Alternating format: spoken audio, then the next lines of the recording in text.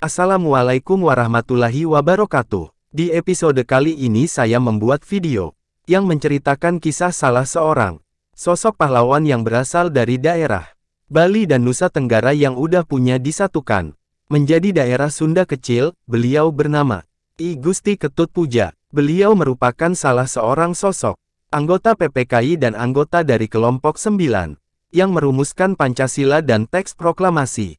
Saksikan videonya sampai selesai agar lebih paham siapa sosok beliau.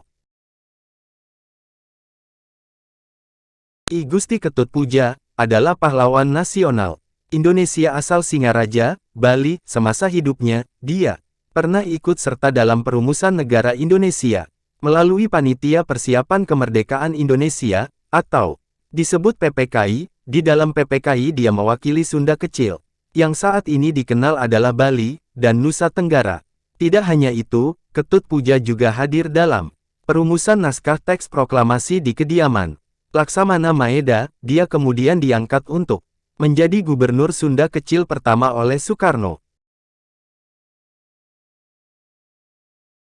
I Gusti Ketut Puja lahir di Bali, tanggal 19 Mei tahun 1908. Pada tahun 1934, Ketut Puja menyelesaikan perkuliahannya di Rekatoge School, atau Sekolah Tinggi Hukum di Batavia. Pada tahun 1935, dia pun mulai bekerja di kantor residen Bali dan Lombok. Setahun setelahnya, dia ditempatkan di Ratvankerta atau kantor pengadilan yang ada di Bali. Kiprahnya dalam politik nasional dimulai saat pemerintahan Angkatan Darat 16 atau 16 Jepang membentuk PPKI pada tanggal 7 Agustus tahun 1945.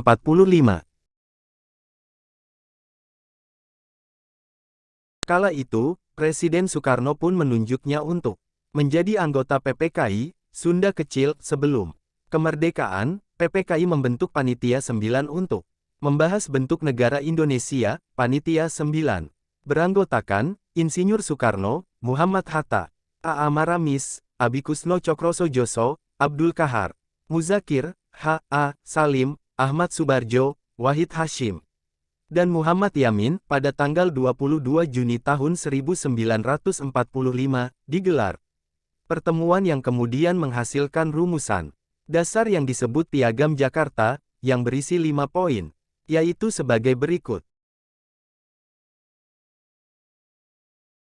Pertama, ketuhanan dengan kewajiban menjalankan syariat Islam bagi pemeluk-memeluknya.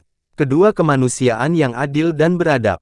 Ketiga, persatuan Indonesia. Keempat, kerakyatan yang dipimpin oleh hikmat kebijaksanaan dalam permusyawaratan perwakilan. Kelima, keadilan sosial bagi seluruh rakyat Indonesia. Namun, terjadi sebuah perdebatan pada sila pertama. Ketut Puja yang turut hadir menentang bunyi sila tersebut. Butir tersebut pun diubah oleh Wakil Presiden Muhammad Hatta menjadi ketuhanan yang Maha Esa.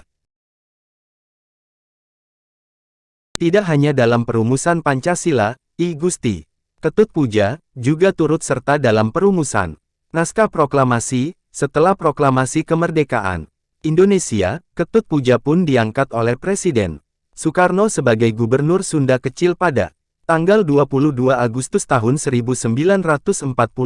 Pada saat itu jabatannya masih disebut sebagai Wakil Pemimpin Besar Bangsa Indonesia Sunda kecil. Tugas pertamanya sebagai gubernur adalah menyebarluaskan proklamasi kemerdekaan. Kemudian, dia juga menjelaskan konsep dan struktur pemerintahan pada masyarakat sampai ke pelosok. Dalam usahanya ini, Ketut Puja sempat ditangkap oleh tentara Jepang pada akhir tahun 1945. Dia pernah meminta para pemuda untuk melucuti senjata Jepang, yang pada saat itu, sebagian mereka masih ada di Bali. I Gusti Ketut Puja meninggal pada tanggal 4 Mei tahun 1977.